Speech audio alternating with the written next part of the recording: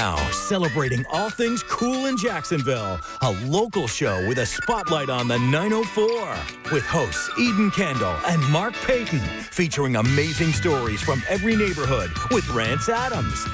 This is River City Live. Welcome to River City Live and happy Friday. This week is absolutely flying by, and today's show is going to fly by because we have a stacked show. I'd like to start off by introducing Karen Mills, a comedian who's been in the industry for over 2 decades. According to your bio, but you look too young for that. Yeah. And you travel all over the country, and you're going to be at the Comedy Zone this weekend. And we're going to get more of a background about you because you have a fascinating background, some really cool things that you've accomplished, and we want to dive into that. But we also want to make you a part of our little host chat, if that's fine with you. Love it, love it, love it. Good. Good. We're sorry you didn't get to meet Rance. He's off today. He's the one in the beginning of the show where you just saw him. He was like, "Oh, I'm Rance." He's, you know, so he's on some vacation right now. But if he were here, he would be telling you all about where to go to eat while you're in town. Oh, wow. So hopefully you'll get to try out some fun stuff while you're in town. And speaking of food, coming up, we're going to be cooking with Curtis Stone, and he's got an Easter feast that your family will absolutely love. So this is just something just to change, gears a little bit. My wife and I, we've been talking a lot because her birthday's coming up in a couple weeks, and she's going to be turning 40. So it's constantly like weighing on her mind, and she's hitting a little bit of like a, I don't want to say depression, but she's like, wow, I can't believe this is happening. Like, I can't believe this is it. And I just like, it's just a number, like nothing has changed. But it's interesting how that happens with certain ages that you milestone. Yeah, so like, 21 is a big one. 30, kind of, 40, okay, it's starting to, just change your life and what you do. Yeah, I was going to say. Yeah. Then there's older ages beyond that. Yeah, she's not going to be able to get out of bed later. She's not going to get any sympathy from us. Yeah. We've been talking a lot about that and just like age and just different parts of your life and how different each one is. Well, there are reasons to be happy at every age of your life, I believe. But a study from the London School of Economics and Political Sciences has actually narrowed down when you're the happiest. So they've asked 23,000 adults. So that's a pretty reasonable sample size. That's a big sample, yeah. 17 to 85, that's the age range. And they wanted to know how satisfied they were with their lives overall. And they came up with these ages for the happiest: 23 and 69. So if you were looking at 69. a chart, it would look like a big old upside down U. Basically, it would go like that, or the opposite. So I'm just trying to picture that trend. So so the stock, if you will, is high at 23, and then it starts to like go down, and then starts coming up then as you start to age. I disagree. I think people who are in their 20s, I feel like that's when you feel so much uncertainty. But I don't remember. Yeah, I agree with you. I feel like I was happiest in my mid-30s. I still.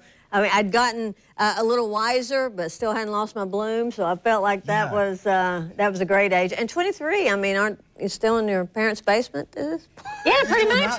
You don't know. That's right. Yeah. You're stressed out. Right. You don't know what you're going to be doing. It's weird because I kind of feel like 23, you really don't know who you are yet, what your skill set is. So maybe ignorance is bliss because you really don't know a lot about the world. I do feel like, though, as you start to get out there, maybe have a family, then it kind of dawns on you like, so this is life. And it's not, college or just having like a part-time job and feeling out what you're going to do. So I don't know. It's interesting. I liked my late 20s, early 30s, and I love where I'm at now, just being a parent. So like, I'm happy. I kind of feel like the younger I was, so like in my 20s, there was more of an unsure. I'm like, well, I'm not quite sure what route I want to take. Well, and maybe it's because you're out of college and you still don't have all the responsibility yet. So that may be why, I mean, that would be kind of a happy time. And you might be surrounded by people who are constantly telling you this is the best time of your life. Don't you feel like saying that anyway to people? Like, you have nothing to think about. I had a teacher in high school, and he would always talk about this because everybody would say in high school it's the happiest time of your life. And I remember he would make a point. He's like, it's not. Like when you get older and you have a job and you have a family, that's the happiest part of your life. This isn't. So don't get caught up in too much of the politics of high school. The drama. But it's interesting that he said that because at the time I'm like, I'm having a ball in high school, so this is great. But he definitely, had a point with that. Yeah. I don't know. I feel like at any point in my life, if you had stopped and asked me, is this the happiest time, I would say yes. So that's, I guess, a blessing. Yeah, it is, and I feel that way too. I always, look for the humor in life, and you sure do. Everything's a different experience, and I'm grateful for every number I turn. Is there one point though that you could put aside that was not the best part? Like when you look back, like, yeah, that was kind of a rough go. You Yeah, know? I can definitely come up with that. Yeah. 3.5 years ago, I went through ovarian cancer, there you so go, yeah, that was not the yeah. happiest Right. time. But it was a blessing, as it turns out, because it's changed so much of my life. Yeah, that's interesting then. So you had that, and then it kind of spun things around, and did you appreciate everything even more afterwards? Oh, there's no doubt Yeah. about that. And cancer taught me so much. I mean, like never order a wig on the internet. I ordered the Jamie Lee Curtis Pixie, and what they sent me made me look like Joe Pesci from My Cousin Vinny. I mean, it was. But that's part of your humor is Yes.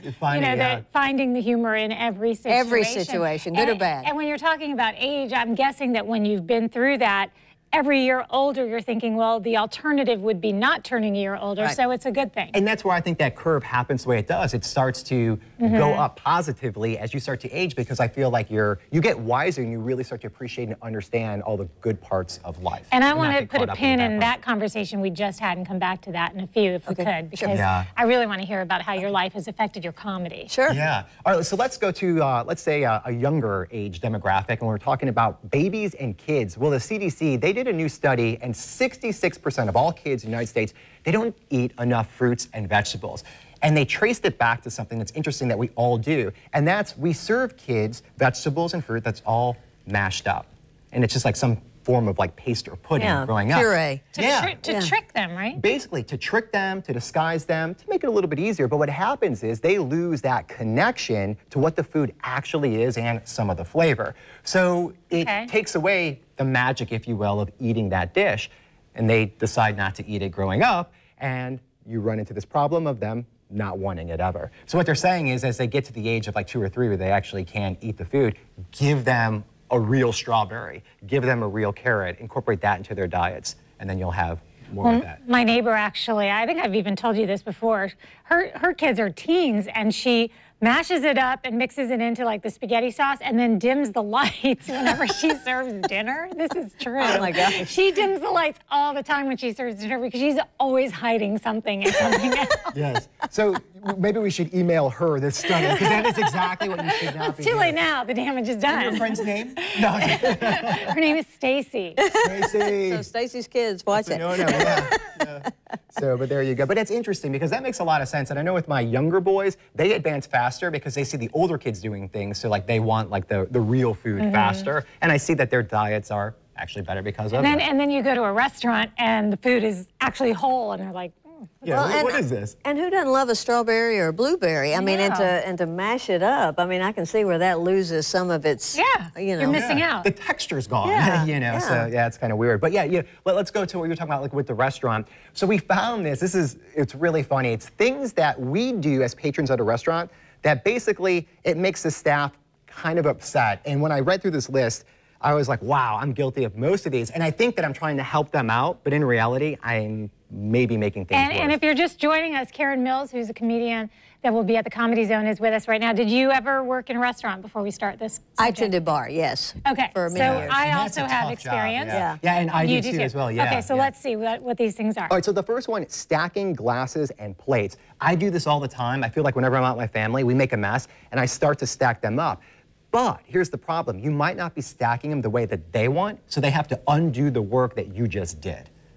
It still makes it easier to. You would Maybe. think so. You'd You would think. think Yeah. so. But if they have to go through and separate it, sometimes they'll come there and they'll have that little truck that comes by, and they'll put the utensils here, the plates here, the cups there. Because I'll just make a mound because it Right. looks neater, so I feel better. I have more pride in my table when they come by, you know? So to try to clean it up a little bit. So do you ever do that? I won't anymore. I'm sure I do. I Yeah, won't do I it think- again now. I didn't know I was making you mad. I'm so sorry. So, and then this one I'm definitely guilty of is sitting at a table that's uncleared. So you ever see a table, you're like, oh, I want that one, it's by the window, and they didn't clean it off yet? You know, so I'll go and I'll run up there. You have to go over the person. Yeah, exactly. It makes it harder for them. But I feel like I'm making it easier for them. But they're like, oh, sorry. Then you're totally in the way for them to clean it up. Right, I do that. Do you? Yeah, especially in a crowded you gotta restaurant. grab it. You want to grab it while you can, and so, you know. But I'll start wiping it down too. I mean, if I have Oh, something. yeah, I do that. Yeah. Well, see, that's nice. And you could tell you're in the industry before because you start doing that. What about picking your table? Like that one's not cleared, but if you just see one that you like that has been cleared, will you just run over there and get that one? Well, they don't like that. Yeah, that's a no-no, according to this list. Yeah, Are you well, guilty of I'm that? guilty of it. Yes, I am. I think we are because they probably have the tables all assigned, right? Yeah, they might not Like, be if that's your someone else's section, section. right, Yeah, you and wouldn't do that. time to seat her section or whatever. Yes. Now, here's one we all know being in the industry, okay? And that is if you have a complaint, don't go to the manager, go to your waitress or your waiter. Otherwise, it makes them look bad.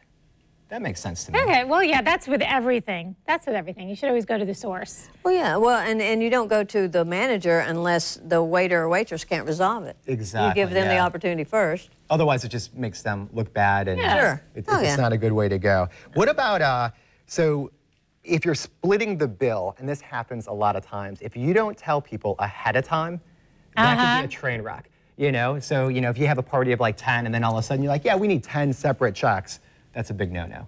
That used to be a big no-no, but now they can separate them like that. I Well, mean, that's like that, true. it's so much easier now with. That is true. Yeah. That is true. But it's always so awkward too when they say, "Are you going to be splitting the checks?" And then you're sitting there with the other person, and you're like, What are we I don't doing? know. Yeah. Are we?" And a lot of people look at women and think, oh, they're not going to tip, and have an attitude about that. And we tip like crazy, so they shouldn't do that. They shouldn't prejudge, because I know a lot of women that are great tippers. Absolutely. So yeah, I think that's a big takeaway. So be a good tipper and be generous. And If you know you're who's going gonna to be do generous? anything right, that's the one you should do right. Exactly, yeah. Right? And speaking of being